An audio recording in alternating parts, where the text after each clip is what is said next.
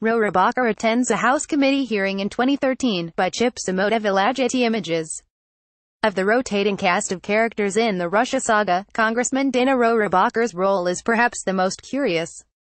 Though he has no formal ties to Donald Trump's campaign, the California Republican, whose consistent advocacy for warmer relations with Moscow reportedly earned him a Kremlin codename, has intersected with Trumpworld at critical points. Rohrabacher's reputation as a Russophile has never been a secret. The congressman has spent decades pushing for improved relations between the U.S. and Russia, and his support for Vladimir Putin reached such a level that, in 2012, the FBI warned the lawmaker that Russian spies were trying to recruit him.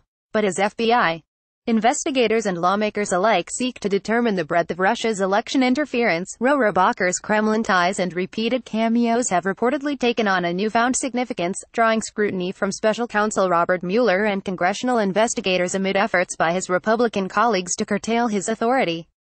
Like Sergei Kislyak, Rohrabacher has always hovered around the periphery of the Trump Russia story.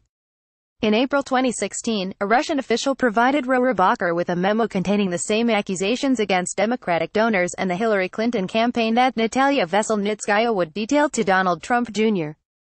during their now infamous meeting at Trump Tower months later. The same month Trump won the presidency, Rohrabacher met with Michael Flynn, Trump's former national security advisor, and his son, Michael Flynn Jr., both of whom have emerged as key figures in the Russia probe and are expected to be indicted by Mueller's team. In February, Rohrabacher dined privately with Alexander Torshin, the deputy governor of the Russian central bank, who reportedly sought to set up a backdoor between Russian President Vladimir Putin and Trump. And this past August, Rohrabacher traveled to London to meet with WikiLeaks founder Julian Assange, whom U.S. investigators believe acted as an intermediary for the Kremlin to release thousands of stolen emails damaging to the Clinton campaign.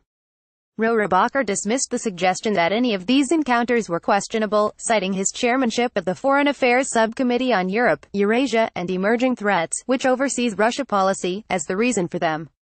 "I feel like I'm in good shape politically," Rohrabacher told The Times. "My constituents couldn't care less about this. They are not concerned about Russia. They are concerned about the taxes on their home. They are concerned about illegal immigrants coming into their neighborhood and raping people." According to the New York Times, Mueller is seeking to interview the congressman about his meeting with Flynn and Flynn Jr., while both the FBI and the Senate Intelligence Committee want to hear Rohrabacher's account of the meeting with Assange. Meanwhile, Rohrabacher's fellow GOP lawmakers have moved to limit his power.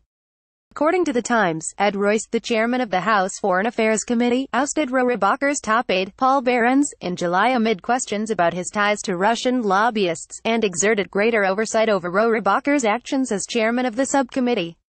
And back in California, Rohrabacher's upcoming re-election bid could be complicated by challenges on both flanks.